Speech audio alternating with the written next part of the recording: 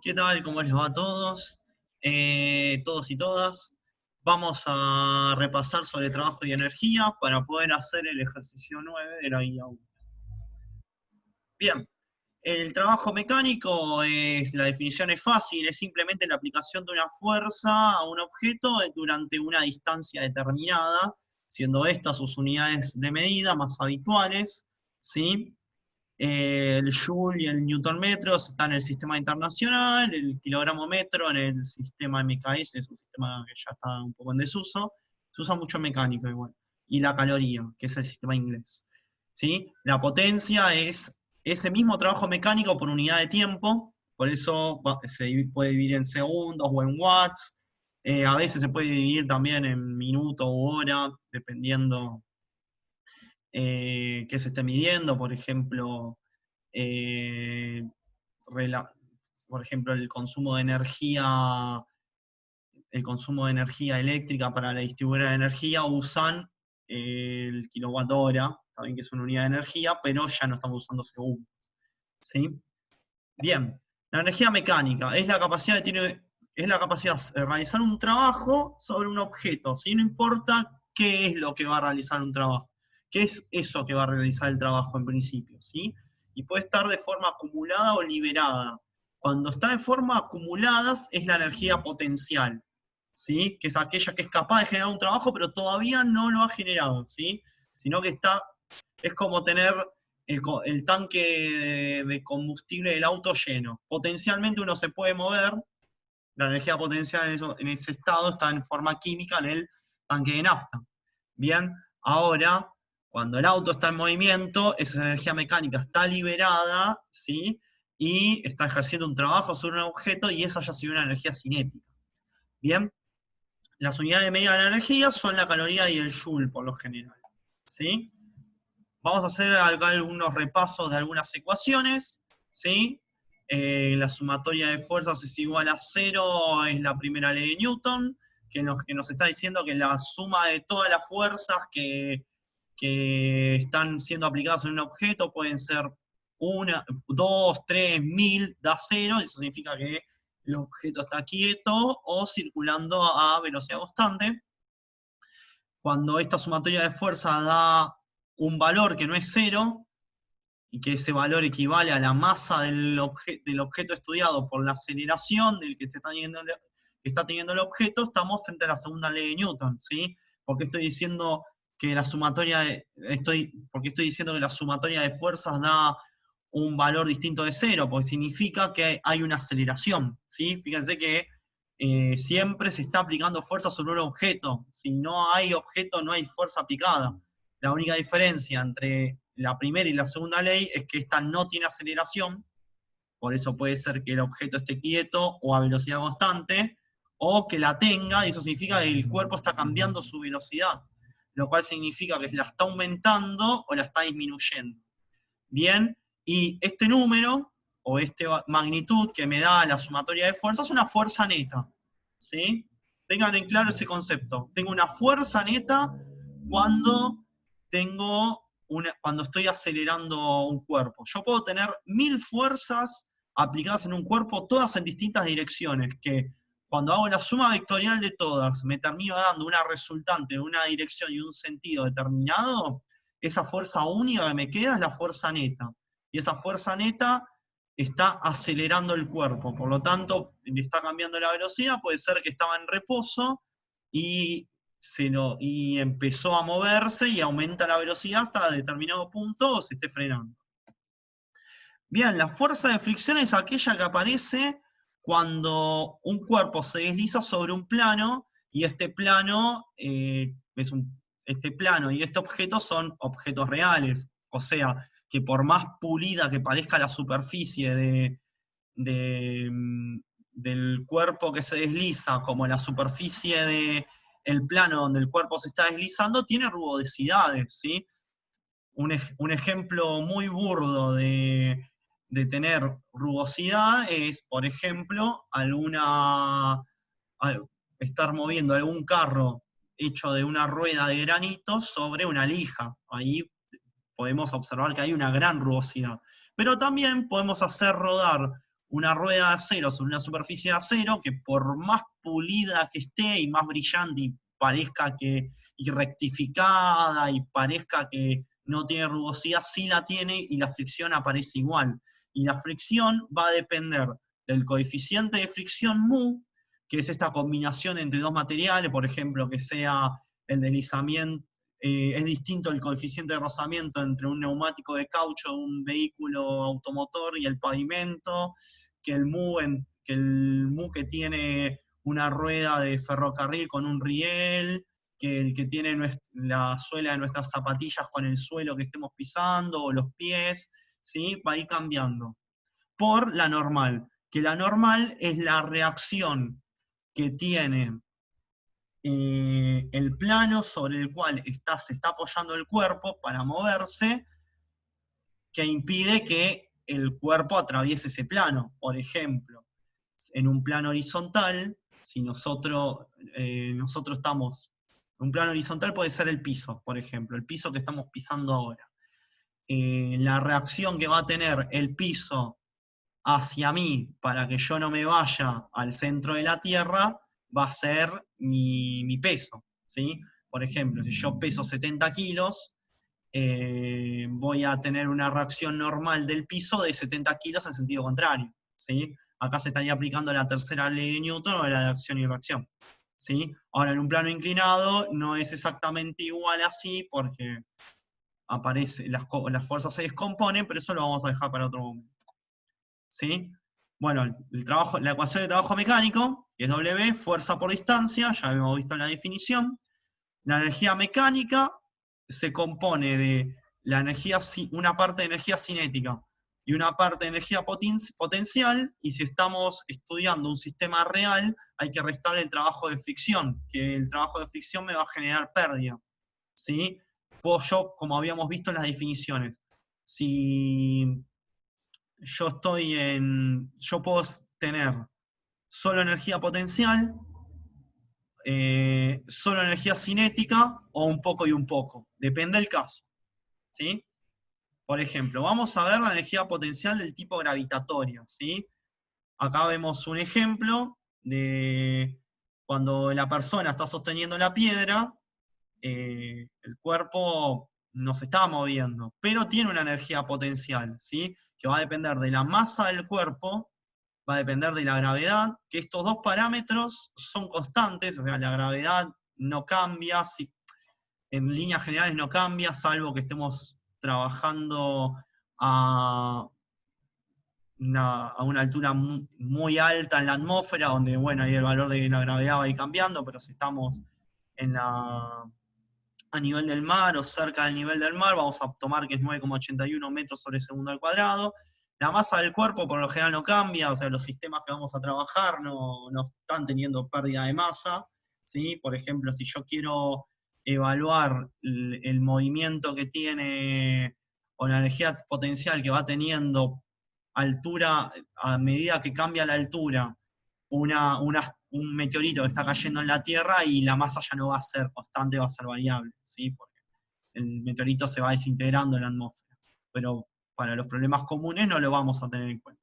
La única variable va a ser la altura, ¿sí? Fíjense que cuando acá acá en la imagen de la derecha, la persona está sosteniendo la piedra, por más que no haya movimiento, tiene una energía potencial. ¿Por qué? Porque cuando la persona se corrió, la piedra se empezó a caer, y ese movimiento y esa piedra, al empezar a moverse, va transformando su energía potencial en cinética, ¿sí? ¿Y por qué? Depende de la altura.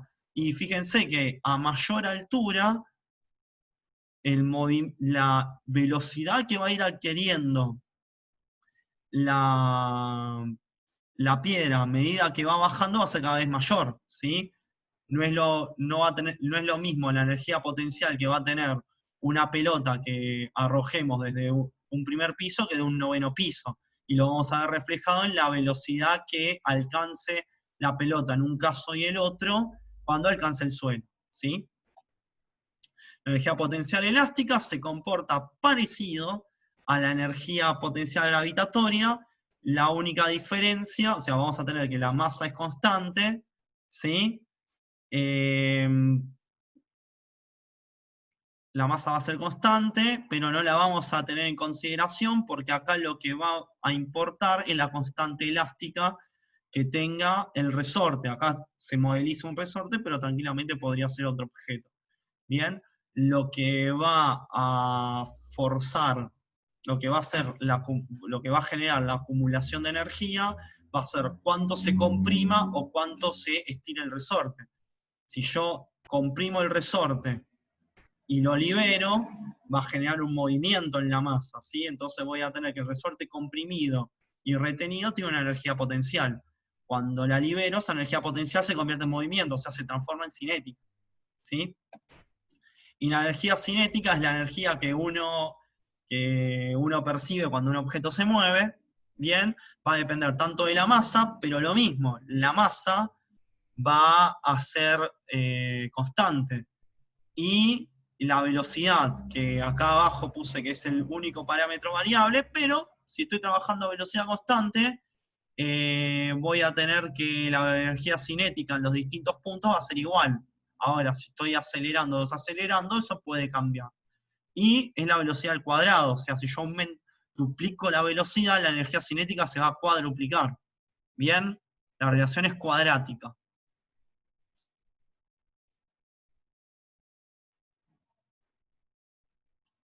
Bien, acá vemos unos ejemplos. Cuando la energía mecánica, estamos trabajando en un sistema ideal o cuando no hay rozamiento, la energía mecánica a la energía mecánica no se le considera el trabajo de fricción. Entonces, en ese caso, arriba de todo, tengo solo la energía mecánica es igual a la energía potencial y nada más, porque no hay movimiento.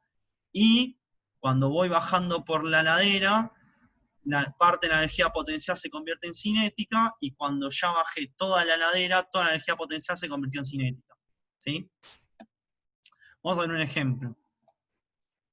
Bien, tenemos acá el ejemplo del trabajo práctico. Una caja de 40 kilogramos se encuentra inicialmente en reposo. Se empuja a una distancia de 5 metros a lo largo de un piso horizontal y áspero, y se le aplica una fuerza constante de 130 newton. Si el coeficiente de rozamiento entre la caja y el piso es 0,3, se desea encontrar el trabajo efectuado por la fricción, el trabajo efectuado por la fuerza F, el cambio en la energía cinética de la caja, la rapidez final de la caja y el rendimiento energético del sistema. Bien, primero, antes de empezar a hacer cualquier cosa, vamos a leer lo que dice el enunciado, o sea, las condiciones en las cuales está el sistema. Bien, vamos a poner por un lado todas las condiciones iniciales y por un lado las condiciones finales, ¿sí? Inicial, lo que está con 0, final, lo que está con F, ¿sí? Tiene una fuerza aplicada de 130 newton y la aplico para la derecha, porque me place, ¿sí? Podría haber sido para la izquierda. Bien, la fricción es una fuerza que aparece cuando hay movimiento, ¿sí? O sea, cuando la caja está quieta no hay fricción. Entonces, si esta fuerza F genera un movimiento hacia la derecha, la fricción va a estar aplicada hacia la izquierda, o sea, en contra del movimiento, ¿sí?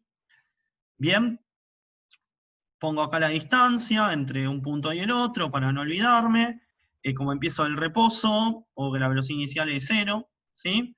Esto que está acá, esta flecha en negro, y este más, es el sistema de referencia. Significa que para mí todo lo que es positivo es a la derecha, ¿sí? Por eso, fíjense, en este caso, que es un caso simple, la fuerza motriz, o la fuerza F, la fuerza que va a mover la caja, está a favor del sistema de referencia, y la fricción está en contra. ¿Bien?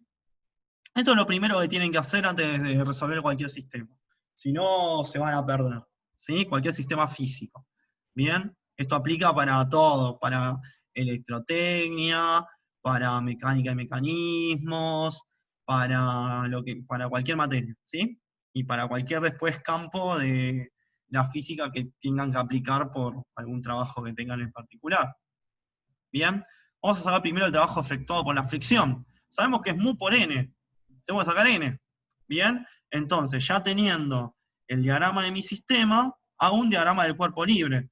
¿Sí? El diagrama del cuerpo libre me evalúa tanto las fuerzas horizontales, que serían la fricción y F, como las verticales. ¿Qué fuerza vertical aparece naturalmente? Y la fuerza peso. ¿Sí? si no hay suelo, el cuerpo cae hacia abajo, hasta que algo lo detenga, y para caer hacia abajo tiene que haber una fuerza que lo atraiga. Esa fuerza es la fuerza peso, en donde influye la gravedad.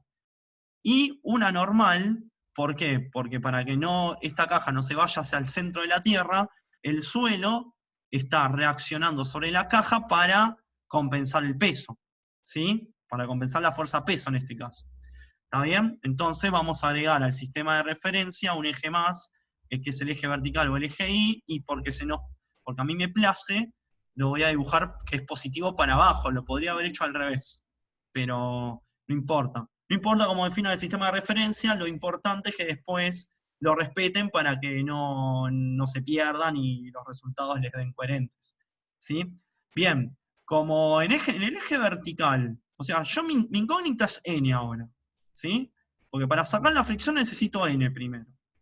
Mu ya lo tengo, que es 0,3. Entonces, primero vamos a trabajar en el eje vertical. El eje vertical solo tiene dos fuerzas, la fuerza peso y la fuerza n. La fuerza peso es fácil, porque la fuerza peso es masa por gravedad. O sea, 40 kilos por 9,81 metros por segundo al cuadrado. Me da 392 newton, ¿sí? Ahora, en el eje Y, o en el eje vertical, como la caja está apoyada en el suelo, en el eje vertical no hay movimiento, ¿sí? Primero, porque la caja no cae indefinidamente hasta el centro de la Tierra, atraviesa el centro de la Tierra, sale por el otro lado, o sea, está detenida en el suelo, y por otro lado tampoco se va por sí solo para arriba. O sea, a menos que algo o alguien lo empuje de abajo para arriba, la caja se mantiene en la misma altura, ¿sí? Entonces, en el eje Y no hay movimiento. Entonces vamos a aplicar la primera ley de Newton, donde la sumatoria de fuerzas es igual a 0.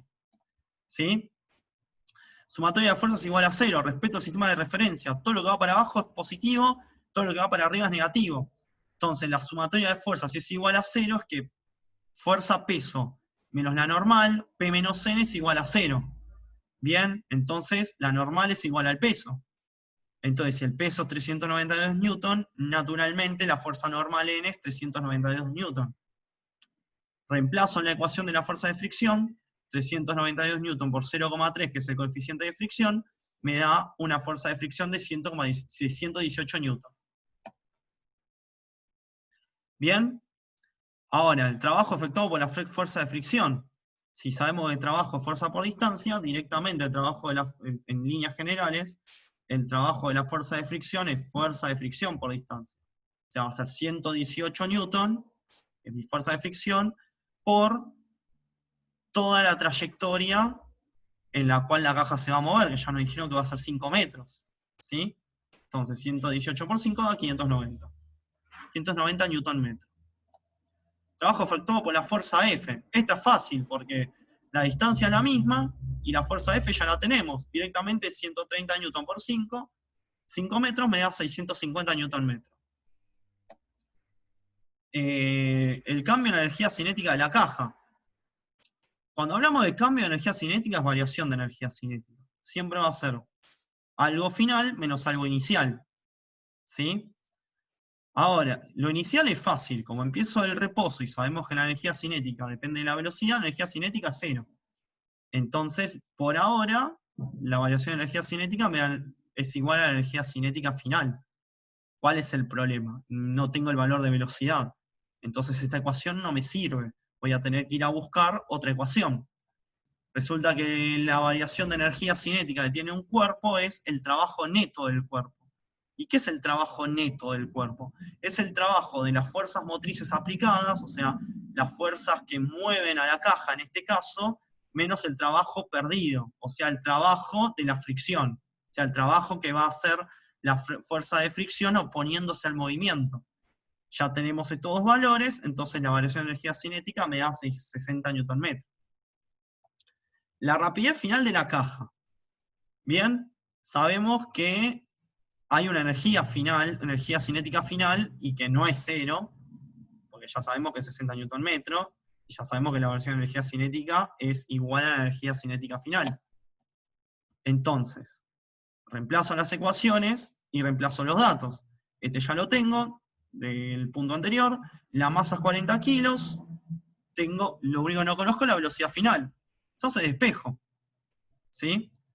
El 2 lo paso multiplicando, el 40 lo paso dividiendo, el cuadrado lo paso como raíz cuadrada, resuelvo y me da que la velocidad final es 1,73 metros sobre segundo. Y por último, el rendimiento energético del sistema. El rendimiento energético del sistema y de cualquier sistema, ustedes pueden agarrar un motor eléctrico y van a ver que tiene un cierto rendimiento, va a aparecer esta letra también, que se llama ETA, es una letra griega, ¿sí? Con la que por lo general se denomina el rendimiento, van a ver en un motor o en alguna pieza de movimiento mecánico, en algún sistema de transmisión de potencia, que puede ser un sistema de transmisión flexible por cadena o por correa, que todos tienen algún rendimiento. ¿Qué es ese rendimiento? Bueno, yo voy a aplicar un trabajo para mover el sistema, que va a ser el trabajo consumido, pero de todo ese trabajo consumido solamente una parte se va a traducir en el movimiento de la caja. Otra parte se va a perder ¿en qué? En la fricción, ¿sí? O sea, el trabajo que yo consumo, una parte va a ser para ganarle a la fricción y otra parte va a ser para hacer mover la caja. Y el rendimiento energético es saber cuál es la relación entre ese trabajo que pude usar para mover la caja y el que consumí. Entonces va a ser el trabajo neto, o el trabajo de la fuerza resultante, o el trabajo de la fuerza F menos la fuerza de fricción, que es la que termina quedando para mover la caja, sobre el trabajo de la fuerza motriz, o la fuerza F. Entonces me va a quedar que el rendimiento energético del sistema va a ser 60 Nm dividido 650, me va a dar 0,092, y para expresarlo en porcentaje lo multiplico por 100, y me da que el rendimiento energético es del 9,2%. O sea, de toda la energía potencial que tiene aquel agente que va a mover la caja, ¿sí? Que puede ser un motor de combustión interna, un motor eléctrico, puede ser las calorías de lo que fue comiendo una persona antes de mover la caja y que tiene disponible para mover, ¿sí? De cualquiera de esas fuentes de energía, solamente casi un 10% se puede utilizar para mover la caja. Todo el otro 90% se perdió en ganarle a la fricción, ¿sí? O sea, fíjense que es un rendimiento muy mal. ¿Bien? Bueno, chicos, espero que les haya gustado este video. Cualquier consulta, estoy a disposición de ustedes. Que anden muy bien. Cuídense.